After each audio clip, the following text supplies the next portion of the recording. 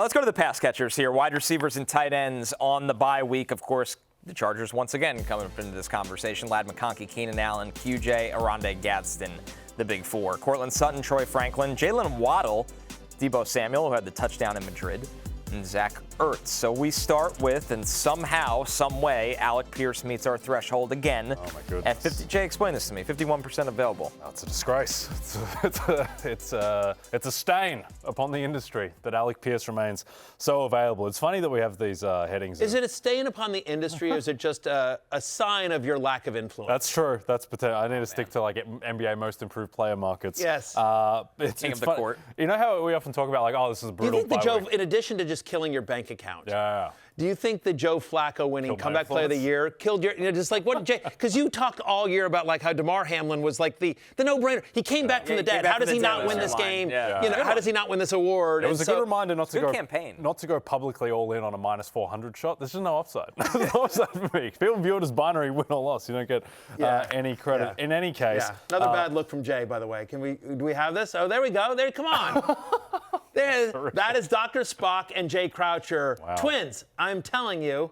Unbelievable to pull being that held shot of me somewhere. Yeah. By the way, not shown on the lower half of that, I am actually wearing an Indianapolis Colts shirt in that photo. Yeah, which, by the way, was in 2022. Further proof that I've been a lifelong Colts fan. Yes. As there is a photo took from a little hiatus. 2022. We often talk about how it's a brutal bye week. So many guys on bye. This is actually a fine bye week. This is what they do in Star Trek. That's how they shake hands, I believe. Great.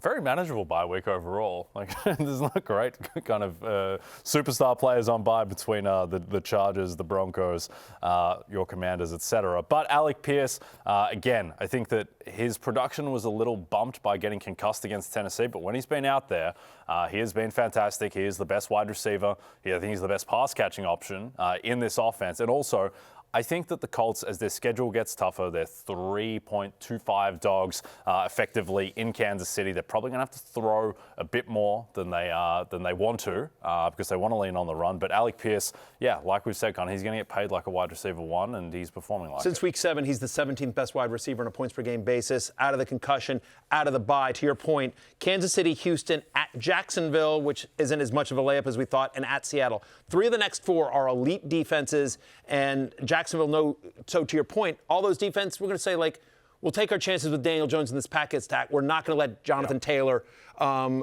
beat us. So I think they will all try to load the box, and they're going to have to take shots to Alec Pierce. So I do think, given the offense of, like, if he's out there in your league, we like Alec Pierce quite a bit. Michael Wilson also meets our threshold, just 53% available, of course, because of Marvin Harrison being out last week. He was the #1 target, and boy, did he not only live up to the hype, he exceeded it with 18 targets, 185 receiving yards. We got to hear from Jacoby Brissett on Michael Wilson's huge day against the 49ers. Yeah, I think that's what we expected from him. I thought he was going to rise to the occasion, and like I said earlier in the week in my press conference, I was excited to give him this opportunity. Well, for not me giving him this opportunity, but the opportunity to present itself for him, that he was going to put on display what we all see every day. And I thought he played his butt off and made a bunch of plays for us. Not only a bunch of plays for the Cardinals, but a bunch of plays for my team, Stephen DiAgostino. Did you win again? I won again, 4 straight. 4 straight. I'm 4-7. This is actually pathetic. I know. From the league. I'm not responsible. Back, though, right? What? Yeah, you're not actually going to make the playoffs. No. I have not officially been eliminated from the playoffs. There are teams in our league that have. So I guess mathematically there's a chance. I think it would be highly unlikely, just looking at everything like that. But my point is that I have. You've restored dignity to the institution. I have restored dignity. I lost Evans for the year, Laporta for the year, Jaden Daniels for the year.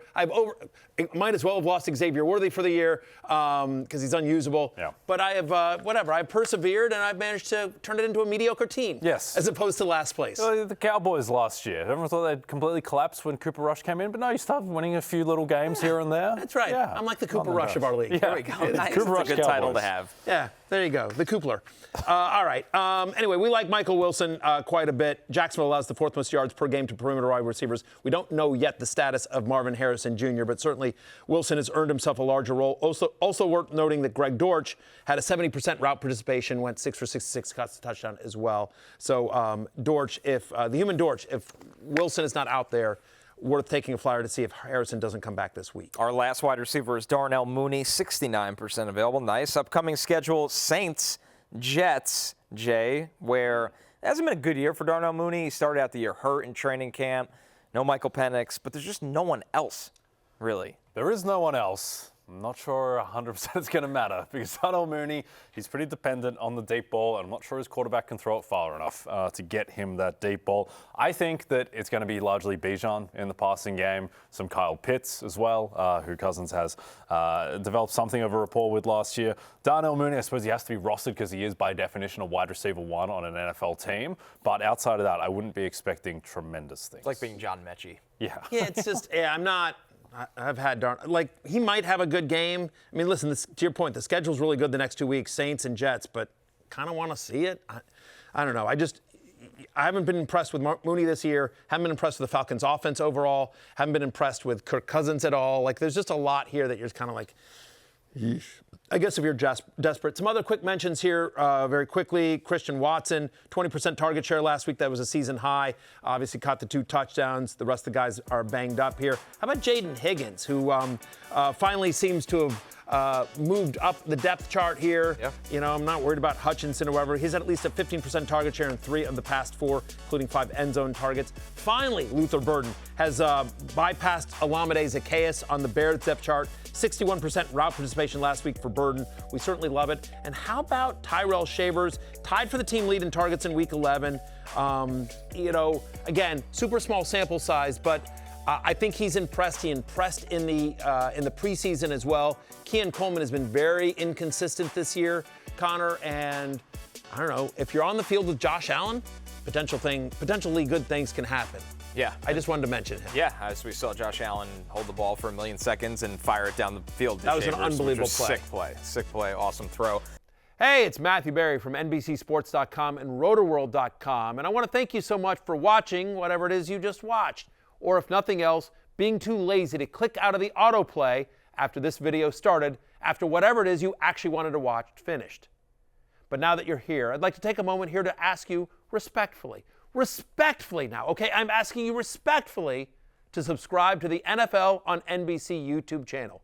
You'll get the latest Roto-World fantasy news headlines, all sorts of great shows, including my own Fantasy Football Happy Hour. So go subscribe now. Again, I'm asking respectfully.